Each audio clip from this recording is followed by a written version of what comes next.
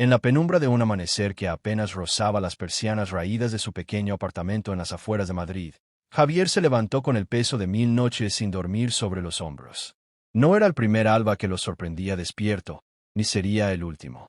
A sus 42 años, su rostro, surcado por arrugas prematuras como mapas de batallas invisibles, reflejaba una fatiga que ningún café podía disipar. Pero en su pecho latía un fuego inextinguible, el amor por Lucía, su hija de 8 años, la niña de ojos como estrellas caídas que era lo único que le quedaba de un matrimonio roto por la crueldad de la vida. Aquella mañana, mientras el vapor del agua hirviendo en la estufa oxidada llenaba el aire con un aroma a rutina amarga, Javier besó la frente dormida de Lucía y susurró: «Hoy será mejor, mi sol». Salió a la calle con el corazón apretado, sabiendo que el día lo devoraría entero en 3 trabajos que apenas sumaban para un techo y un sueño compartido. Javier había sido maestro de escuela una vez, un hombre de palabras y sueños, con una risa que llenaba aulas enteras. Pero cuando María, su esposa, se fue para siempre en un accidente de tráfico 4 años atrás, el mundo se derrumbó como un castillo de naipes. Dejó la enseñanza para sobrevivir. De lunes a viernes, limpiaba oficinas en un rascacielos del centro a las 5 de la mañana, cuando la ciudad aún dormía y los ejecutivos soñaban con fortunas. Luego, corría a un taller mecánico en las afueras, donde sus manos, antes dedicadas a garabatos infantiles, ahora se ensuciaban de grasa y aceite bajo el capó de coches ajenos. Y por las noches, cuando el sol se hundía como un recordatorio de sus propias sombras, repartía folletos en las calles atestadas de turistas, gritando ofertas de restaurantes que nunca pisaría. 3 empleos, 3 vidas robadas a su propia existencia, todo por Lucía. Ella era su ancla, su razón. Cada noche, al volver exhausto, con los pies hinchados y el alma hecha jirones, se sentaba a su lado y le leía cuentos de princesas valientes y dragones domados. «Papá, ¿por qué siempre llegas tan cansado?», le preguntaba a ella con esa inocencia que partía el corazón. Y él sonreía, mintiendo con ternura: «Es porque lucho contra monstruos para que tú seas libre, mi amor». La vida de Javier era un ciclo de sacrificios silenciosos, de esos que nadie ve pero que sostienen mundos enteros. Pagaba el alquiler con el sudor de sus cejas, compraba uniformes escolares con las propinas de taller, y ahorraba monedas para el cumpleaños de Lucía, soñando con un vestido azul que la hiciera sentir como una reina. Pero el cansancio lo traicionaba en momentos inesperados, una tos persistente que lo doblaba en el baño del taller, o un mareo que lo hacía tambalearse en el metro abarrotado. Aún así, nunca se quejaba. En su teléfono viejo, guardaba fotos de Lucía sonriendo en el parque, y las miraba como talismanes contra la desesperación. Por ella, todo se repetía como un mantra. Sus amigos, aquellos que quedaban, lo miraban con lástima velada. «Javier, descansa un poco, hombre. No puedes seguir así». Pero negaba con la cabeza, porque descansar significaba fallarle a ella, y fallar a Lucía era inconcebible. En las noches de insomnio, cuando el silencio del apartamento se volvía ensordecedor, Javier se preguntaba si María lo miraría desde algún lugar etéreo, orgullosa de su lucha o rota por su soledad. Pero las preguntas no pagaban facturas, y el alba siempre llegaba implacable. Una tarde de otoño, cuando las hojas doradas cubrían las aceras como confeti olvidado, el destino tejió un hilo inesperado en la tela raída de la vida de Javier. Estaba en su puesto de reparto de folletos, frente a un café elegante en la Gran Vía, donde las luces de neón parpadeaban como promesas falsas. El viento frío le azotaba la cara, y sus manos temblaban ligeramente al extender un tríptico a una mujer que pasaba apresurada. Ella era Elena, una ejecutiva de 45 años, dueña de una cadena de boutiques de lujo que se extendía por Europa como venas de oro. Vestida con un abrigo de cachemira que costaba más que el salario mensual de Javier, Elena rechazó el folleto con un gesto distraído, pero algo en los ojos del hombre, un brillo de agotamiento profundo, mezclado con una dignidad inquebrantable, la hizo detenerse. «¿Todo bien?», preguntó ella, su voz suave como el roce de la seda. Javier, sorprendido por la pregunta de una extraña, forzó una sonrisa. «Sí, señora. Solo el día a día». Pero Elena, con esa intuición que solo tienen quienes han escalado montañas de ambición, vio más allá. «Parece que lleva usted el peso del mundo», murmuró, y antes de que él pudiera responder, sacó su teléfono y tomó una foto discreta del hombre, no por morbo, sino por un impulso que ni ella misma entendía.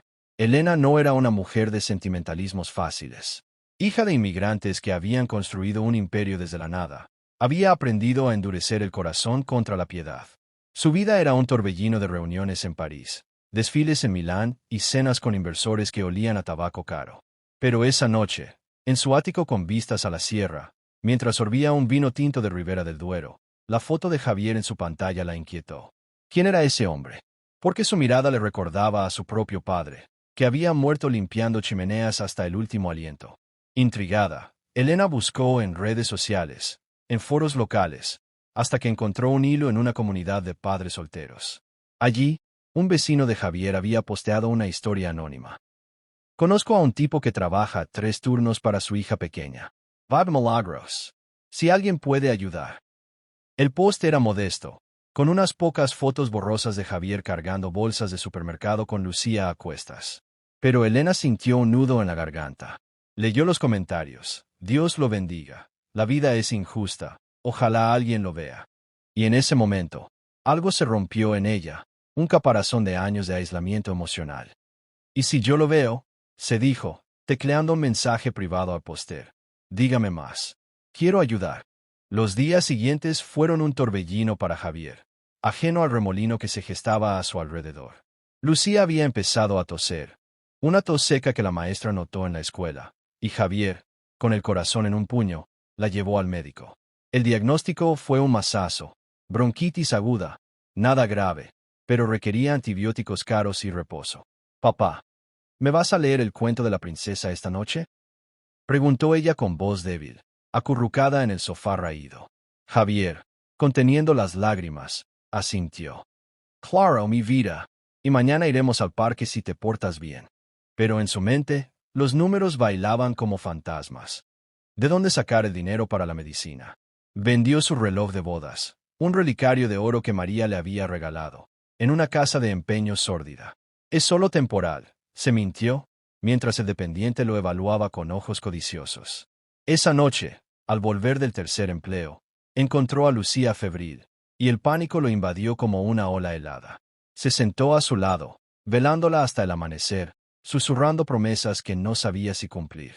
En ese instante de vulnerabilidad absoluta, Javier tuvo una realización profunda. No era invencible. El amor lo sostenía, pero el agotamiento lo estaba quebrando.